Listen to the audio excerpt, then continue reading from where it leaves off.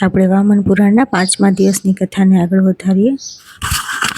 સોનું ચોરનારા, બ્રહ્મ હત્યારા, દારૂ પીનારા, ગુરુપત્ની ગામે ગાય તથા ભૂમિની ચોરી કરનારા તથા સ્ત્રી અને બાળકને મારનારા મનુષ્યો તથા ગાય, સોમ અને વેદને વેચવાવાળા, દંભી, વક્ર ભાષામાં જૂઠી સાક્ષી આપનાર તથા પવિત્રતાનું આચરણ છોડી દેનાર અને નિત્ય તથા નૈમિત્તિક કર્મનો નાશ કરવાવાળા દ્વિજોને મહારૌરવ નરક નામના નરકમાં રહેવું પડે છે.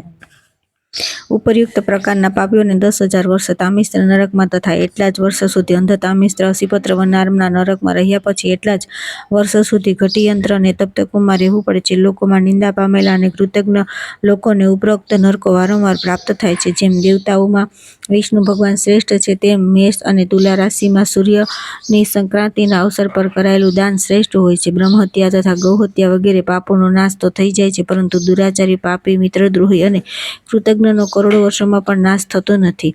ત્યાર પછી આવે છે 13મો અધ્યાય, સુકેશીના પ્રશ્ન. ચાલુ. જંબુદ્વીપનું વર્ણન. ભારતવર્ષ.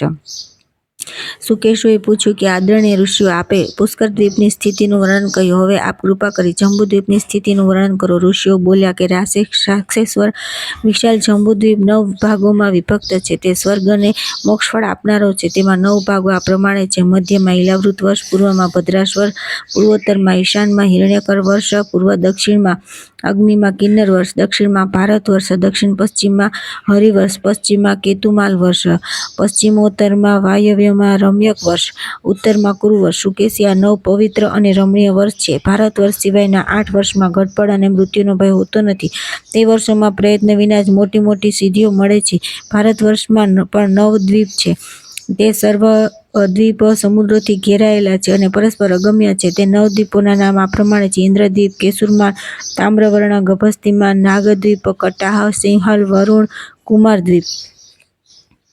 9મો મુખ્ય કુમારદ્વીપ ભારત સાગર સાથે લાગેલો છે તથા દક્ષિણથી ઉત્તર તરફ ફેલાયેલ છે. ઋષિઓ બોલ્યા કે વીર સુકેશી, ભારત વર્ષની પૂર્વ સીમા પર કિરાત, પશ્ચિમમાં યવન, દક્ષિણમાં આંધ્ર તથા ઉત્તરમાં તુરુષ્કલોક નિવાસ કરે છે. તેમાં બ્રાહ્મણ, ક્ષત્રિય, વૈશ્ય અને શૂદ્ર રહે છે. તેઓ પોતાના સ્વધર્મના પાલનથી પવિત્ર થઈ ગયા છે.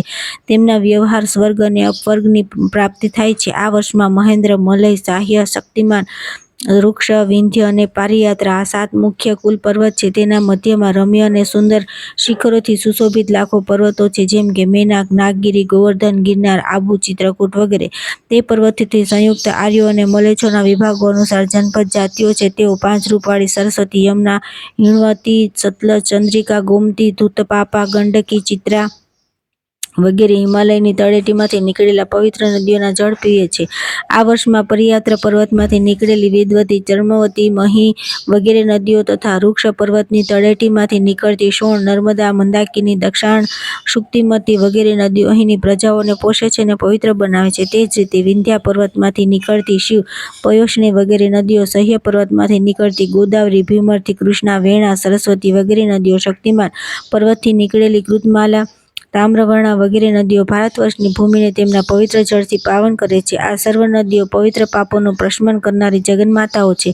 ઉત્તર અને મધ્યના દેશોના નિવાસી આ પવિત્ર નદીઓના જળનું સ્વેચ્છાએ પાન કરતા રહે છે. મધ્ય દેશમાં મત્સ્ય, કુશટ, પંચાલ, કાશી, કૌશલ વગેરે જાતિઓના મનુષ્ય રહે છે. ઉત્તર ભારતમાં આભીર, કાલતોય, ગંધાર, યવન, સિંધુ, સોવીર, બર્બર, આત્રેય, ભરદ્વાજ વગેરે જાતિઓ નિવાસ કરે છે. અંગ, વંગ, મુંગર, બ્રહ્મોત્તર, ભાર્ગવ, માલા, મગધ, ગોનન વગેરે જાતિઓ નિવાસ કરે છે. અંગ, વંગ, મુંગેર, બ્રહ્મોત્તર, ભાર્ગવ, માલા, મગધ, ગોનન વગેરે પૂર્વના જાનપદ છે. પુંડ્ર, કેરલ, કુમારદ, મહારાષ્ટ્ર, કલિંગ, નેશિક, વૈદર્ભ, કુંદલ વગેરે દક્ષિણના જનપદ છે. હે સુકેશી, કારીવન, દુર્ગ, તાપસ, નર્મદ, સારસ્વત વગેરે પશ્ચિમ દિશામાં સ્થિત જનપદોના નિવાસી છે. કારુષ, એકલવ્ય, ઉત્કલ, તોષલ, નૌષધ, અવંતી વગેરે જનપદ વિંધ્યાચલના મૂળમાં સ્થિત છે. પર્વતાશ્રિત પ્રદેશો નિરાહાર, હંસમાર્ગ, કુપથ, હુહ વગેરે છે. હે રજનીચરેશ, આપની આગળ કુમારદ્વીપના આ દેશોનું વિસ્તારથી અમે વર્ણન કર્યું છે. હવે આ દેશોમાં વર્તમાન દેશ ધર્મનું યથાવત વર્ણન કરીશું, તેને સાંભળો. ત્યાર પછી આવે છે 14મો અધ્યાય, સુકેશીના પ્રશ્નો. દશાંગ ધર્મ 14 સદાચાર. ઋષિઓ બોલ્યા કે રાક્ષસ શ્રેષ્ઠ અહિંસા, સત્ય, અસ્તેય, ચોરી ન કરવી, દાન, ક્ષમા, દમ, શમ, અર્કાપણ્ય, શૌચ અને તપ ધર્મના 10 અંગો સર્વ વર્ણો માટે ઉપદેશાયેલા છે. બ્રાહ્મણો માટે તો 4 આશ્રમોનું બીજું વિધાન પણ કરેલું છે. શુકેશી બોલ્યા કે હે તપોધન, બ્રાહ્મણો માટેના 4 આશ્રમોના નિયમો આપ વિસ્તારથી કહો. ઋષિઓ બોલ્યા કે શુકેશી બ્રહ્મચારી બ્રાહ્મણે ઉપનયન સંસ્કાર કરાવી ગુરુને ઘરે નિવાસ કરવો જોઈએ તથા ગુરુના આશ્રમમાં બતાવેલા કર્તવ્યો કરવા જોઈએ. સ્વાધ્યાય, દૈનિક હવન, સ્નાન, ભિક્ષા માગવી તથા ભિક્ષા ગુરુને નિવેદિત કરી તેમની આજ્ઞા લઈ ભોજન કરવું, ગુરુના કાર્ય કરવા સદાય તૈયાર કરવું, ગુરુમાં અવિચળ ભક્તિ રાખવી, ગુરુ બોલાવે ત્યારે તત્પર અને એકાગ્રચિત્ત થઈ ભણવું, આ બ્રાહ્મણ બ્રહ્મચારીઓનો ધર્મ છે.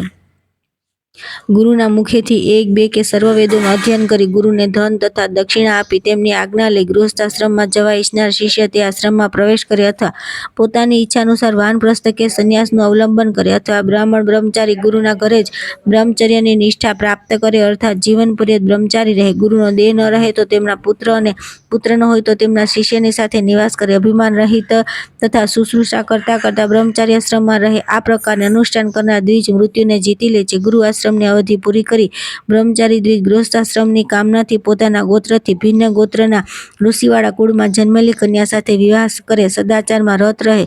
દ્વિજ પોતાના નિયત કર્મ દ્વારા ધન કમાઈ પિતરો, દેવો તથા અતિથિઓને પોતાની ભક્તિથી સારી રીતે તૃપ્ત કરે. શુકેશી બોલ્યા કે હે શ્રેષ્ઠ વ્રતધારી ઋષિગણ, આપે સદાચારમાં રત દ્વિજનો હમણાં જ ઉલ્લેખ કર્યો તે સદાચારનું લક્ષણ બતાવવા કૃપા કરો. ઋષિ બોલ્યા કે સદાચારહીન વ્યક્તિનું આ લોક અને પરલોકમાં કલ્યાણ થતું નથી. સદાચારનું ઉલ્લંઘન કરી લોક વ્યવહાર તથા શાસ્ત્ર વ્યવહાર કરનાર પુરુષના યજ્ઞ, દાન તથા તપ કલ્યાણકારી બનતા નથી. દુરાચારી પુરુષ આ લોક તથા પરલોકમાં સુખ પામતો નથી. તેથી સદાચારમાં તત્પર રહેવું જોઈએ. સદાચાર દુર્લક્ષણોને નષ્ટ કરી દે છે. હે રાક્ષસ, જો તું કલ્યાણ ચાહતો હોય તો એકાગ્ર ચિત્તથી સદાચારનું સ્વરૂપનું શ્રવણ કર. શુકેશી, સદાચારનું મૂળ ધર્મ છે ધન, તેની શાખા છે મોક્ષ અને તેનું ફળ છે. આવા સદાચાર રૂપી વૃક્ષનું જે સેવન કરે છે તે પુણ્યભોગી બની જાય છે. મનુષ્યએ બ્રહ્મ મુહૂર્તમાં ઉઠીને સર્વપ્રથમ શ્રેષ્ઠ દેવો અને મહર્ષિઓનું સ્મરણ કરવું જોઈએ તથા દેવાધિદેવ મહાદેવ દ્વારા કથિત પ્રભાતકાલીન મંગલ સ્ત્રોતનો પાઠ કરવો જોઈએ. શુકેશી બોલ્યા કે હે ઋષિઓ, મહાદેવ શંકરે કહ્યું કે સુપ્રભાત કહ્યું છે કે જેનો પ્રાતઃકાળે પાઠ કરવાથી મનુષ્ય પાપ બંધનથી મુક્ત થઈ જાય છે. ઋષિઓ બોલ્યા કે હે રાક્ષસ શ્રેષ્ઠ, મહાદેવજી દ્વારા વર્ણિત સુપ્રભાત સ્તોત્ર સાંભળો. તેનું શ્રવણ અને પઠન કરવાથી મનુષ્ય સર્વ પાપોથી મુક્ત થઈ જાય છે. બ્રહ્મા, વિષ્ણુ, શંકર એ દેવતા તથા સૂર્ય, ચંદ્રમા, મંગલ, બુધ, બૃહસ્પતિ, શુક્ર અને શનેશ્વર ગ્રહ એ બધા મારા માટે પ્રાતઃકાળ મંગલમય બનાવે.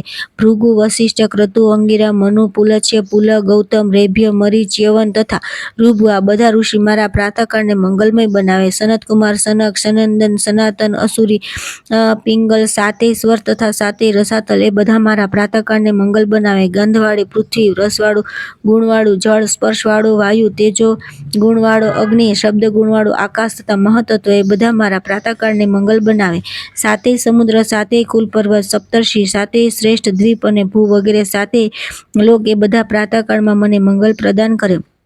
હે નિષ્પાપ, એવું કરવાથી ભગવાનની કૃપાથી તેના દુઃસ્વપ્નનો નાશ થાય છે તથા સુંદર સુપ્રભાત થાય છે. તે પછી ઉઠીને ધર્મ તથા અર્થના વિષયમાં ચિંતન કરવું અને શય્યાનો ત્યાગ કર્યા પછી હરિનું નામ લઈ શૌચાદિ કરવા જવું.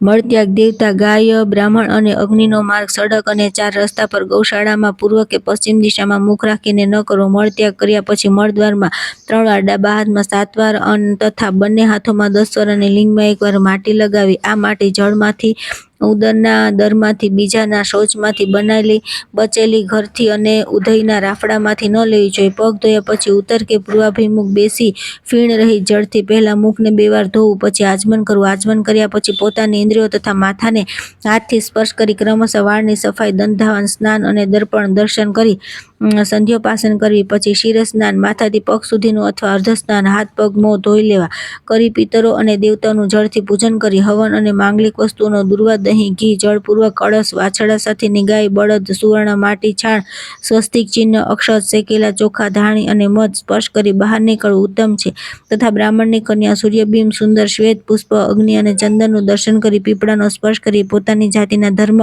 વર્ણ માટે નિયત થયેલાનું પાલન કરવું. દેશ વિહિત ધર્મ, શ્રેષ્ઠ કુલ ધર્મ અને ગોત્ર ધર્મનો ત્યાગ ન કરવો. તે ધર્મના પાલનથી જ અર્થસિદ્ધિ કરવી જોઈએ. જૂઠો બકવાસ, સત્યરહિત, નિષ્ઠુર અને વેદ આગમશાસ્ત્રી વિરુદ્ધ એવા વાક્ય કદી ન ન કહેવા જોઈએ, જેથી સાધુજનો દ્વારા નિંદિત થવું પડે. કોઈના ધર્મની હાનિ ન કરવી તથા બુરા લોકોનો સંગ ન કરો. સંધ્યા તથા દિવસના સમયે મૈથુન ન કરવું. સર્વ યોનિઓની પરસ્ત્રીઓમાં ઘર વિનાની પૃથ્વી પર વજસ્વલા સ્ત્રીમાં તથા જળમાં સુરત વ્યાપાર વર્જિત છે. ગૃહસ્થે વ્યર્થ ભટકવું ન જોઈએ. વ્યર્થ દાન ન કરવું જોઈએ. વ્યર્થ પશુવત તથા વ્યર્થ દાસ પરિગ્રહ ન કરવા જોઈએ. વ્યર્થ રખડવાથી, નિત્યકર્મની વૃથા દાનથી ધનની હાનિ તથા વૃથા પશુવધથી તથા પાપથી નરક પ્રાપ્ત થાય છે. અવૈધ્ય સ્ત્રી સંગ્રહથી સંતાનની નિંદનીય હાનિ, વર્ણસંકરતાનો ભય તથા લોકોમાં પણ ભય થાય છે. ઉત્તમ વ્યક્તિએ પરધન તથા પરસ્ત્રીમાં બુદ્ધિ ન લગાડવી. પરધન નરકમાં લઈ જાય છે અને પરસ્ત્રી મૃત્યુનું કારણ બને છે. પરસ્ત્રીને નગ્ન ન જોવી.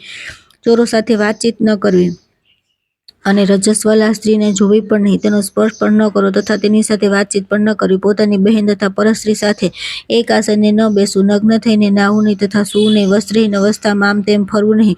તૂટેલા આસન અને વાસણોને અલગ રાખવા. એકમ, છઠ અને 11ના દિવસે તેલ માલિશ ન કરવી. ચતુર્થી, નવમ અને ચતુર્દશીના દિવસે ક્ષૌર કર્મ હજામત ન કરવી તથા ત્રીજ, આઠમ અને તેરસના દિવસે ફળનો ગોર ન ખાવો.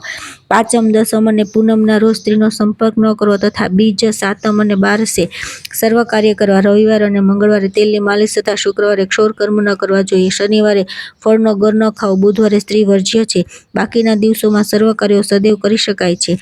ચિત્રા, હસ્ત અને શ્રવણ નક્ષત્રમાં તથા વિશાખ અને અભિજીત નક્ષત્રોમાં ક્ષૌર કાર્ય ન કરવા જોઈએ. મૂલ, મૃગશિરા, પૂર્વાભાદ્રપદ અને ઉત્તરાભાદ્રપદમાં ફળના ગોરનું ભક્ષણ તથા મઘા, કૃતિકા અને ત્રણે ઉત્તરષાઢામાં સ્ત્રી સહવાસ ન કરવો. ઉત્તર અને પશ્ચિમ તરફ માથું રાખી ન સૂવું. દક્ષિણ અને પશ્ચિમ ભૂમુખ ભોજન ન કરવું. દેવ મંદિર, ચૈત્ય વૃક્ષ, પીપળો વગેરે પૂજ્ય વૃક્ષ, ચાર રસ્તા, પોતાનાથી અધિક વિદ્વાન તથા ગુરુની પ્રદક્ષિણા કરવી. બીજાની અવહેલના પામેલા માળા, અન્ન અને વસ્ત્રનો વ્યવહાર ન કરવો. નિત્ય માથા ઉપરથી સ્નાન કરવું. ગ્રહણ સમય અને સ્વજનના મૃત્યુ તથા જન્મ નક્ષત્રમાં ચંદ્ર દેખાતો બંધ થાય તે સમયે રાત્રે વિશેષ કારણ વિના સ્નાન ન કરવું જોઈએ. તેલ માલિશ કરેલા કોઈના શરીરનો સ્પર્શ ન કરવો જોઈએ. સ્નાન પછી તરત જ ભીના વાળ ઓળવા નહીં. જે રાજ્યના રાજા ધર્માત્મા હોય, રાજામાં જનતા પ્રતિ સંભાવ હોય, જ્યાંના લોકો ક્રોધી ન હોય, ન્યાયી હોય, પરસ્પર દ્વેષ રાખતા ન હોય, જ્યાં ખેતી કરનારા ખેડૂતો હોય અને ઔષધિ હોય, જ્યાં ચતુર વૈદ્ય, ધની, માની, દાની હોય, શ્રેષ્ઠ ક્ષત્રિય વિદ્વાન હોય, ત્યાં નિવાસ કરવો જોઈએ. જે દેશનો રાજા પ્રજાને માત્ર દંડ જ દેવા ઈચ્છતો હોય તથા ઉત્સવોમાં, જનસમાજમાં નિત્ય કોઈને કોઈ પ્રકારના વેર વિદ્વેષ હોય અને લડાઈ ઝઘડા કરવાની લાલસા હોય, ત્યાં નિર્બળ મનુષ્ય રહેવું ન જોઈએ. તેલ, ઘી વગેરે સ્નિગ્ધ પદાર્થોથી રાંધેલું અન્ન વાસી હોય કે ઘણા વખત પહેલા રાંધેલું હોય તો પણ ખાવા યોગ્ય છે તથા સૂકા શેકેલા ચોખા અને દહીં, ઘી આદિ દૂધના વિકાર પણ વાસી અને વધુ જૂના હોય તો તે પણ ખાવા યોગ્ય છે. તે રીતે તુવેર, મસૂર વગેરેની તળેલી દાળ અધિક કાળ સુધી ભોજન યોગ્ય કહેવામાં આવતી નથી. મણિ, રત્ન, પ્રવાલ, મોતી, પથ્થર, લાકડાના વાસણ, ઘાસ, મૂળ તથા ઔષધિઓ, સૂપ, ધાન્ય, મૃગચર્મ, સીવેલા વસ્ત્ર તથા વૃક્ષોની બધી છાલો એ બધાની શુદ્ધિ શુદ્ધ જળથી થાય છે. તેલ, ઘી વગેરેથી મલિન થયેલા વસ્ત્રોની શુદ્ધિ તલની લુગદીથી થાય છે. સુતરાઉ વસ્ત્રોની શુદ્ધિ પથ્થર કે કોલસાના ભસ્મથી થાય છે. હાંસી, દાંત, હાડકાં અને શિંગડાની બનેલી વસ્તુઓની શુદ્ધિ ખરીદવાથી થાય છે. માટીના વાસણ ફરીથી આગમાં બાળવાથી શુદ્ધ થાય છે. ભિક્ષાના કારીગરોના હાથ વેચવાની વસ્તુ, સ્ત્રી મુખ, અજ્ઞાત વસ્તુ, ગામના મધ્ય માર્ગ કે ચકલામાંથી લવાતી તથા નોકરોએ બનાવેલી વસ્ત્રો પવિત્ર ગણાય છે. વચન દ્વારા પ્રશંસિત પુરાતન અનેકાનેક માણસોમાંથી પસાર કરીને લવાતી નાની વસ્તુઓ, બાળકો અને વૃદ્ધો દ્વારા કરાયેલું કર્મ તથા શિશુનું મુખ શુદ્ધ હોય છે. કર્મશાળા અંતર્ગત અને અગ્નિશાળામાં દૂધમુખા બાળકોને તેડ્યા હોય તેવી સ્ત્રીઓ, સંભાષણ કરતા વિદ્વાન બ્રાહ્મણના મુખના છાંટા તથા ઉષ્ણ જળના બિંદુ પવિત્ર હોય છે. પૃથ્વીની શુદ્ધિ ખોદવાથી, બાળવાથી, ઝાડુથી, ગાયોના ચાલવાથી, લીંપવાથી, છોલવાથી તથા સિંચવાથી થાય છે. ઘરની શુદ્ધિ ઝાડુથી, જળ છાંટવાથી તથા પૂજા વગેરેથી થાય છે. કેશ, કીટ, પટેલા, માખી બેસવાથી કે ગાયે સૂંઘેલા અન્નની શુદ્ધિ માટે તેના ઉપર જળ, ભસ્મ કે ક્ષાર, માટી છાંટવા જોઈએ. તાંબાના પાત્રની શુદ્ધિ ખટાઈથી થાય છે. જસત કે સીસાના ક્ષારથી કાંસાની વસ્તુઓ, રાખ અને જળ દ્વારા તથા પ્રવાહિત પદાર્થો તેના થોડો અંશ વહાવી દેવાથી શુદ્ધ થઈ જાય છે. જેમાં અપવિત્ર વસ્તુ ભળી ગયેલી હોય તેવા પદાર્થ જળ અને માટીથી ધોવાથી તથા દુર્ગંધ દૂર કરી દેવાથી શુદ્ધ થાય છે. માતાના સ્તનમાંથી દૂધ જરાવવા, બાળક, વૃક્ષ પરથી ફળ ગોરવવામાં, પક્ષી ભાર વહન કરવામાં, ગર્દભ અને શિકાર પકડવામાં, કૂતરો શુદ્ધ માનવામાં આવે છે. માર્ગનો કીચડ, રસ્તા પરનું જળ નાવ તથા રસ્તાનું ઘાસ અને પાકેલી ઈંટોનો સમૂહ વાયુ દ્વારા શુદ્ધ થઈ જાય છે.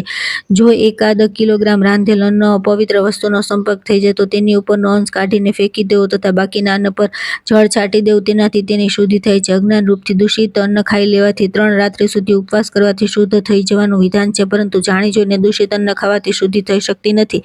રજસ્વલા સ્ત્રી, કૂતરું પ્રસવતા સ્ત્રી, ચાંડાલ અને મળદું ઉચકનારનો સ્પર્શ થઈ જવાથી અપવિત્ર થયેલી વ્યક્તિ પવિત્ર થવા માટે સ્નાન કરવું જોઈએ. મજ્જાયુક્ત હાડકાનો સ્પર્શ થતાં વસ્ત્ર સહિત સ્નાન કરવું જોઈએ, પરંતુ સૂકા હાડકાનો સ્પર્શ થયો હોય તો આચમન કરવાથી, ગાયનો સ્પર્શ કરવાથી તથા સૂર્ય દર્શન કરવા માત્રથી શુદ્ધિ થઈ જાય છે. આગળની કથા આવતીકાલે.